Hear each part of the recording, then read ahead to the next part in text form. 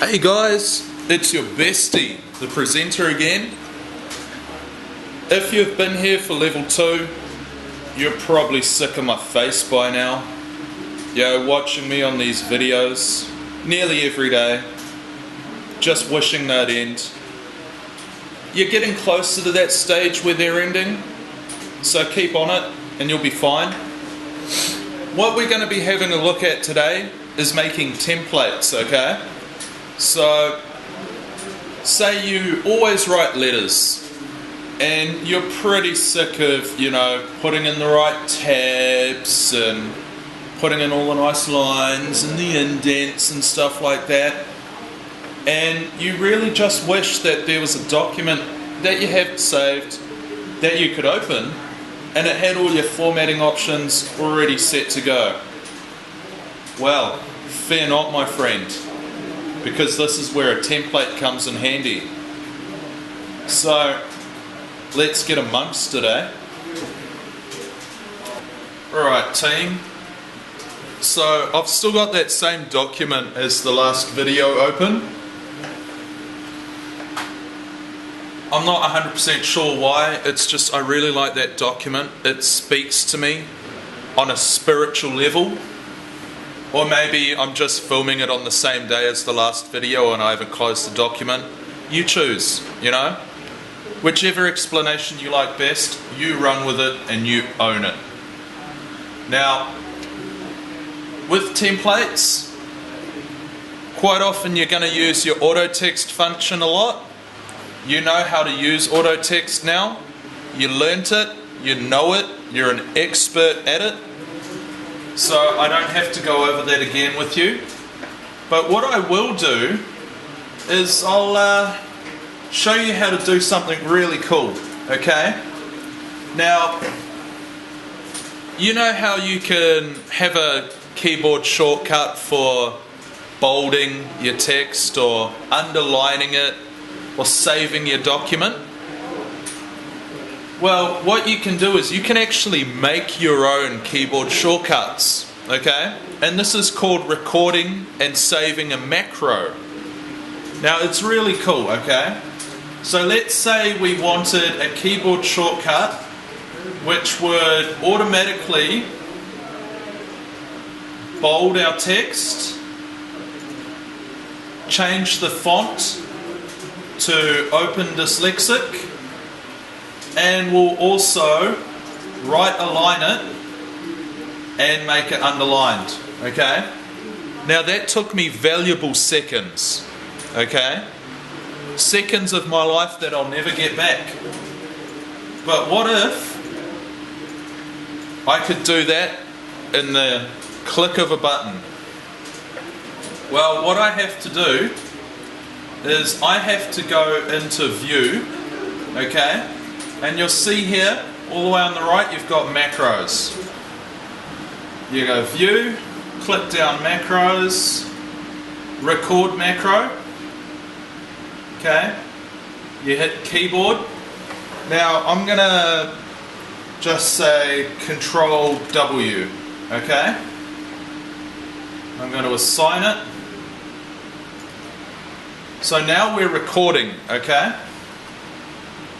So now we can go bold, underlined, right aligned, okay? And Open Dyslexic. Now we're going to go back to View, Stop Recording.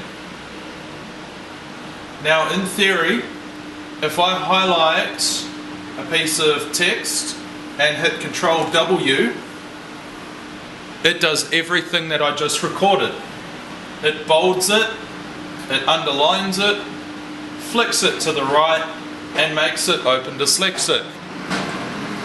How cool is that? I just made a keyboard shortcut. So you're going to have to go ahead and do that as well. So just a refresher, macros, record macro, keyboard, type in whatever it is that you want it to be. So let's say Control Q, Okay, close, and then you just do what it is you've got to do, man. We could maybe try and do columns, bold, highlighted pink, and then stop recording. So that's a macro. That's nice and easy, okay? So now we've worked through auto text, we've done macros. Now, other things that we might have to do for templates, merge fields. So in level 2, in our mailings, you will have done a fair few mail merges, okay? And I'm pretty confident that they were your favourite things about level 2 to do. Am I right? Or am I right? So, for the most part, what you'd been doing in level 2, I think there might have been once or twice where you actually had to make a mail merge. But for the most part, you were just running them. Well, we're going to make one, okay? And we're going to input recipients as well. So,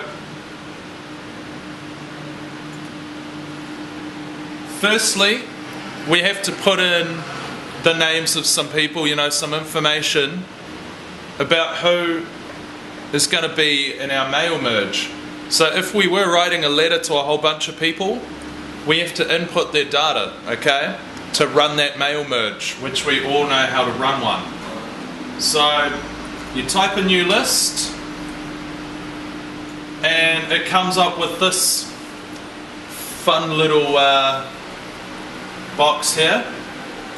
So you type in their first name, Rock, last name, Strongo, okay, address line, 123 Street, City, Lower Hutt, okay. So what you can do is you can customize your columns. Okay, so we aren't using a title, so we delete it. We're using first name and last name, we'll keep that. We're not using company name, delete it. City, we're using, but we're not using address line 2, delete it. Okay, so we're going to go ahead and delete everything that we're not using.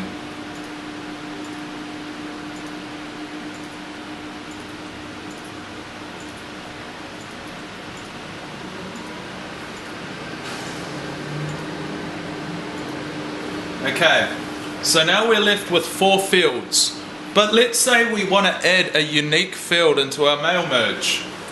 Okay, we go add, and we go comic book. Okay, then we hit OK. We'll see that this table, this box is actually changed.